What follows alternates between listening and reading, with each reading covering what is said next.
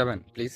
তো এটা শুনে না আমার মাথা গরম হয়ে যায় যে আপনি কি বলতেছেন এসব, হ্যাঁ? মানে আপনি হুট করে বললেন যে আপনাকে আমার ভালো লাগে, আমি আপনার সাথে রিলেশনে যেতে চাই, মানে বললেন আর হয়ে গেল। দেখেন, ভালোবাসা এতটা সস্তা না। একটা জিনিস মনে রাখবেন সব সময়, যে ভালোবাসা না কন্টাকে হয় না। আপনি কি আমার সাথে কন্টাক্ট করতেছেন? হ্যাঁ, এই যে আপনাকে আমার ভালো লাগে, আপনি কি রিলেশনে যাবেন? এটা কি ভাই? এইভাবে না প্রেম ভালোবাসা হয় না। তারপরে আমি সেই অবস্থায় ব্লক মেরে দিই। তো তার আধা ঘন্টা পর আরেকটা আইডি থেকে রিকোয়েস্ট আসে। সেই আইডির রিকোয়েস্ট অ্যাকসেপ্ট করে নেই। তারপর মেসেজ রিকোয়েস্টের মধ্যে দেখলাম যে মেসেজ দিয়ে বলছে যে আপনি প্লিজ ব্লকটা খুলেন, আপনার বুঝতে ভুল হয়েছে।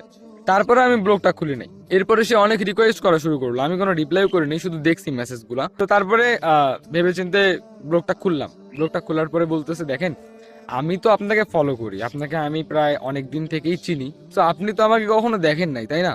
তো আমি এমনি বললাম যে ভালো লাগে কিনা, আর সরি রিলেশনের কথাটা বলা ভুল হয়েছে, আমাকে প্লিজ মাফ করে দেন।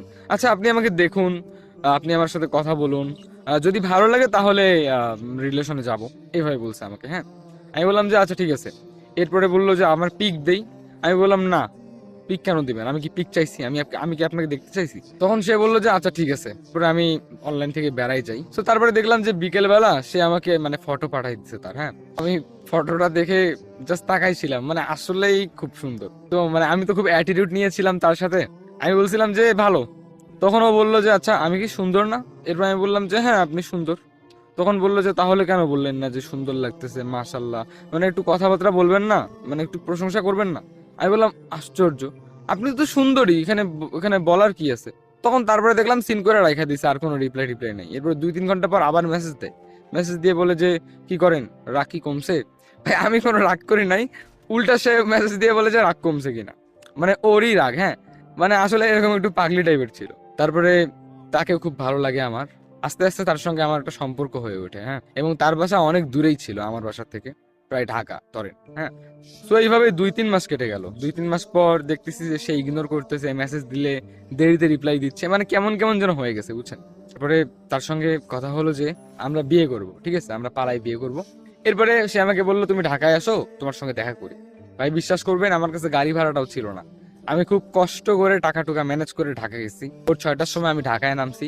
ঢাকায় নামার পর আমি তারে এতবার কল দিছি, সে কল ধরে নাই।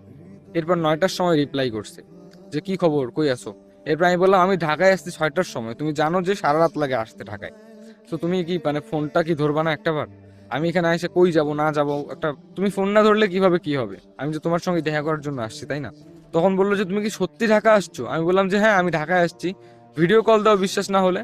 সো তারপরে বুঝলো যে আমি ঢাকায় আসছি। এরপরে সে ফোন কেটে দিল। বিশ্বাস করবেন, এতবার ট্রাই করছি তার সঙ্গে কন্ট্যাক্ট করার, কিন্তু তার সঙ্গে কন্ট্যাক্ট করতে পারিনি।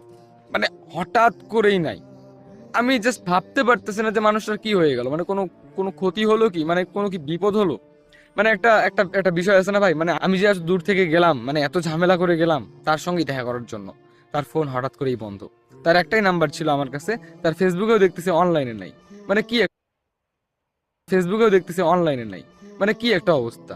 প্রায় সারাটা দিন ঢাকায় কাটালাম, এখানে ওখানে হোটেলে বসে কিছু খাইলাম। তো দেখলাম যে শেষ অবধি কোনো কোনো উত্তর নাই। তারপরে আর কি, বাসে উঠে আবার চলে আসছি বাসায়। আসলে আমি এখন বুঝতে পারলাম যে তার সবকিছুই মিথ্যে ছিল। কি দরকার ছিল আমাকে এইভাবে ঠকানোর? আমি তো খুব সাদাসিধা একজন ছিলাম।